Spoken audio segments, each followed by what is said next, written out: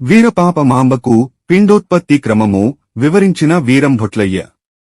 వీరంభొట్లయ్య తల్లి కోర్కెను మన్నించి ఈ విధంగా బోధించసాగారు. మానవుడు భుజించిన అన్నము 3 భాగములుగా ఉంటుంది.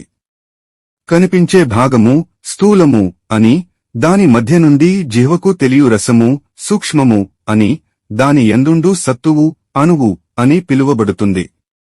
మానవుడు భుజించే అన్నము, నీరు, నెయ్యి మొదలైన పదార్థాలు సమ్మిళితమై శరీరానికి మదమును, ప్రాణమునకు చేష్టాసమర్థతను, మనసునకు దారుఢ్యమును కలుగచేస్తుంది.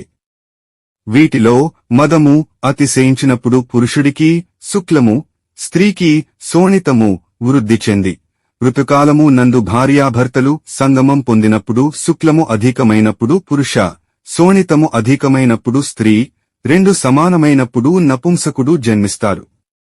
ఒకసారి రతికార్యము చేసి కామము తీరక మరల వెంటనే రతికార్యము చేసిన ఎడల శుక్ల శోణితముల ఎక్కువ తక్కువలను బట్టి ఒక స్త్రీ, ఒక పురుషుడుగాని, 2 స్త్రీలుగాని, 2 పురుషులుగాని జన్మిస్తారు.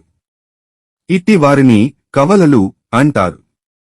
ఈ విధంగానే కాక కొందరి స్త్రీలకి యోనికమలమునందు పొరలు ఉండి వాటి యందు పడిన శుక్లము ఆ పొరల యందు వేరు వేరుగా విభజింపబడి కవలలు జన్మిస్తారు.